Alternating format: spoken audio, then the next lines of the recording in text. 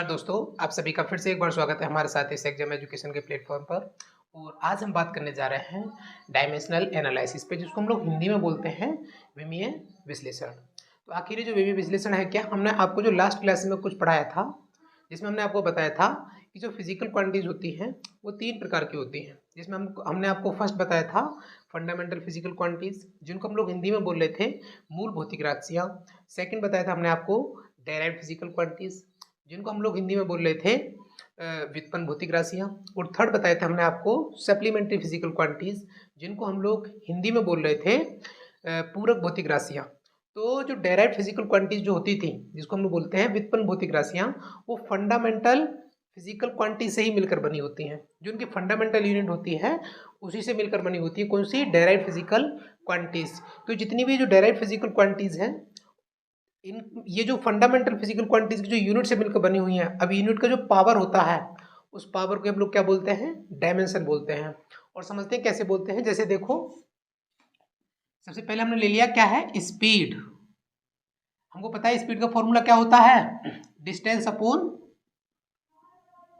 Upon time.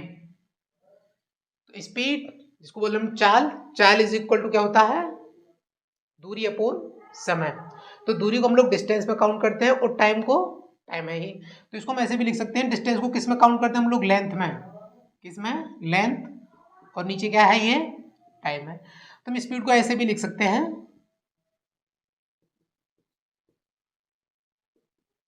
Length. अगर यहाँ पे तो लेंथ का पावर कितना? 1 है। अगर हम टाइम को नीचे से ऊपर ले जाएंगे, जब टाइम को डिनोमिनेटर से न्यूमरेटर में ले जाएंगे तो क्या हो जाएगा? टाइम, इसका पावर -1 हो जाएगा। तो यहाँ से हम लोग क्या देख रहे हैं कि जो स्पीड है, स्पीड एक क्या है? डायरेक्ट फिजिकल क्वांटिटी है। और ये किस किस पे डिपेंड कर रही है? लेंथ का पावर 1 पे और टाइम का पावर -1 पे। तो जो स्पीड डायरेक्ट फिजिकल क्वांटिटी है, इसका जो डिपेंडेंसी है वो लेंथ की पावर 1 पे है और टाइम की पावर -1 पे है। तो अगर इसमें हम लोग स्पीड में लेंथ का डायमेंशन देखना चाहें तो क्या है? +1 डायमेंशन इन लेंथ। इसका +1 डायमेंशन किस में है? लेंथ में। और -1 डायमेंशन किस में है? In time. टाइम में इसका डायमेंशन कितना है? -1।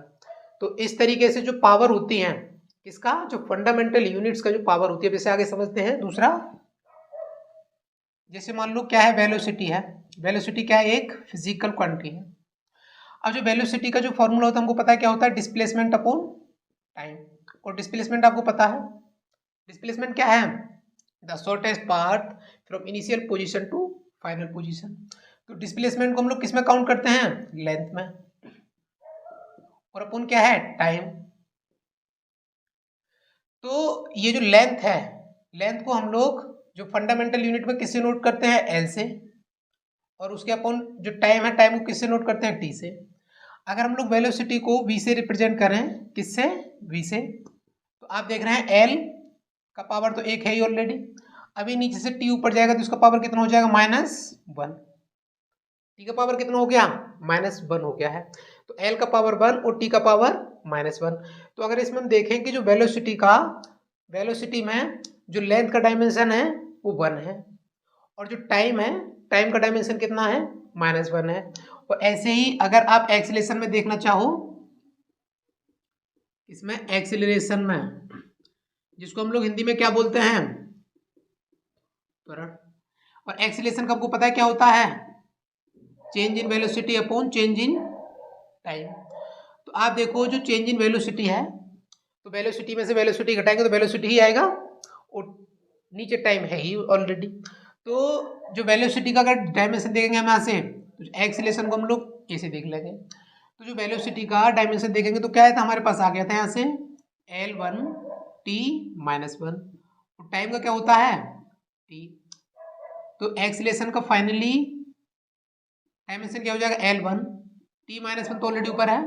अभी नीचे वाला t जब ऊपर जाएगा तो ये क्या हो जाएगा? -1।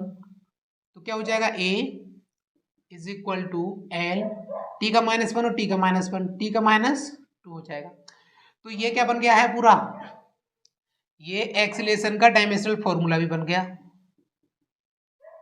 डायमेंशनल फॉर्मूला, ये डायमेंशनल फॉर्मूला बन गया। और इसको क्या बोलेंगे हम लोग, डायमेंशनल इक्वेशन, इसको हम लोग डायमेंशनल इक्वेशन भी बोल देते हैं, क्या, विमीय समीकरण। और जो एल टी माइनस टू है ये एक्सीलरेशन का क्या है, डायमेंशनल फॉर्मूला है।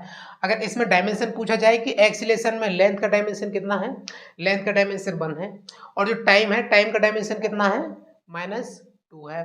तो इस तरीके से हम इसको ऐसे भी डिफाइन कर सकते हैं कि the dimension of physical quantities may be defined as the power of fundamental unit. तो ये जो फंडामेंटल यूनिट की जो पावर होती हैं उन्हीं को हम लोग क्या बोलते हैं, डायमेंशन बोलते हैं। तो आई होप आपके ये समझ में आया होगा। इसको फिलहाल रब करते हैं, इससे आगे कुछ और चीजें भी देखते हैं।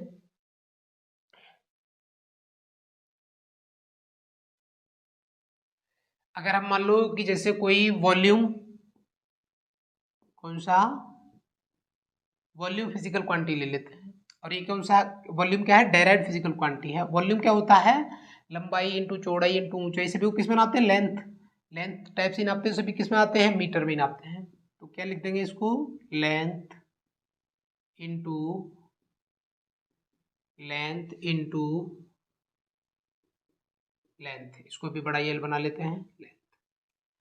तुम देख रहे हैं कि जो वॉल्यूम होता है एक ये डायरेक्ट फिजिकल क्वांटिटी है, इसमें लेंथ ये क्या थी, फंडामेंटल, लेंथ क्या थी, फंडामेंटल, और ये भी फंडामेंटल यूनिट से ही मिलकर बनी हुई है। तो हम इसको ऐसे भी लिख सकते हैं, वॉल्यूम को हम लोग बड़े वी से भी रिप्रेजेंट करते हैं। तो ये जो लेंथ है, लेंथ को हम लोग किससे रिप्रेजेंट करते हैं, एल से, इसको भी एल से, एंड इसको भी ऐसे रिप्रेजेंट करते हैं हम लोग। तो volume V is equal to क्या हो जाएगा, अब इसमें देख रहे हैं 1 2 और 3, तो L का पावर कितना हो जाएगा, 3। और इसको हम लोग डायमेंशनल फॉर्मूला के रूप में रिप्रेजेंट करें तो कैसे करेंगे, V इज इक्वल टू, हम क्या देख रहे हैं यहाँ पे, M का पावर कितना है, M का तो कुछ नहीं है, तो M का पावर हम लोग 0 मान लेंगे। L का पावर कितना है, 3, और T का पावर कुछ नहीं है, तो उसको हम लोग 0 मान लेंगे। तो अभी जो वॉल्यूम है, वॉल्यूम में जो मास है, मास का विमा कितना है, 0, L का विमा कितना है, 3, L मतलब लेंथ, और जो टाइम है, टाइम का विमा कितना है, 0, टाइम का डायमेंशन 0, लेंथ का डायमेंशन 3 है, और मास का डायमेंशन कितना है, 0 है। और ऐसे ही अगर हम लोग मान लो कि फोर्स का भी देखना चाहें, किसका, फोर्स का, तो हमको पता है फोर्स इज इक्वल टू क्या होता है, mass into acceleration. Force is equal to क्या होता है, मास इनटू एक्सीलरेशन। तो फोर्स को हम लोग किससे रिप्रेजेंट कर लेते हैं, एफ से। मास आपको पता है मास क्या होता है, मास को करते हैं हम लोग एम से शो करते हैं। और एक्सीलरेशन का भी हम लोग पीछे निकाले थे, क्या निकाले थे, एल टी माइनस 2। तो इधर क्या देख रहे हैं आप लोग, इसको ऐसे भी लिख सकते हैं, एफ इज इक्वल टू, इसका अंदर मल्टीप्लाई हो जाएगा तो क्या हो जाएगा, एम एल टी माइनस 2। तो इसमें हम क्या देख रहे हैं, जो फोर्स है, फोर्स जो फिजिकल डायरेक्ट फिजिकल क्वांटिटी है, इसमें मास का डायमेंशन कितना है, 1 है, एल का डायमेंशन कितना है, एल का भी 1 है, और टाइम का डायमेंशन कितना है, -2 है। तो ये पूरा क्या बन गया है, एक डायमेंशनल फॉर्मूला बन गया है, डायमेंशनल फॉर्मूला किसका, फोर्स का बन गया है। और जो फोर्स का डायमेंशन फॉर्मूला बन गया है, इसको हम लोग हिंदी में क्या बोलते हैं, विमीय सूत्र भी बोलते हैं। इसके अलावा जैसे मान लो हम लोग ले ले वर्क, क्या, वर्क, तुमको पता है वर्क इज इक्वल टू क्या होता है, force into displacement. Work is equal to क्या होता है, फोर्स इनटू डिस्प्लेसमेंट। तो वर्क को हम लोग अगर रिप्रेजेंट करें W से, तो फोर्स का हमने भी निकाला क्या, ये निकाला है, M का 1, L का 1, T का -2, L का यहाँ पे 1 भी लिख सकते हैं आप लोग।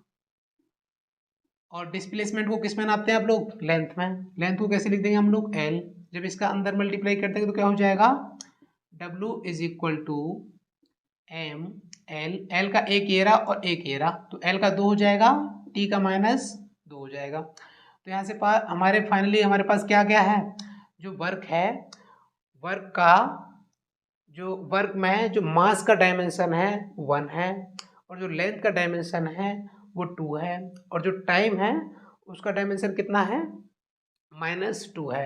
तो हमने यहाँ से वॉल्यूम, फोर्स, वर्क या फिर इससे पहले वेलोसिटी, स्पीड, सभी में हमने क्या देखा है कि जो जितनी भी जो हमारे पास हमने जो फिजिकल क्वांटिटी ली थी वो एक तरीके से डेराइव्ड फिजिकल क्वांटिटीज थी, और जो डेराइव्ड फिजिकल क्वांटिटीज होती हैं वो सभी फंडामेंटल फिजिकल यूनिट और क्वांटिटी से ही मिलकर बनी हुई हैं। इसके माध्यम से हम उनकी जो डायमेंशन है उसको इस प्रकार समझ सकते हैं। सो आई होप ये आपके समझ में आया होगा। इससे आगे की चीज़ों को हम लोग नेक्स्ट वीडियो में कंटिन्यू करेंगे।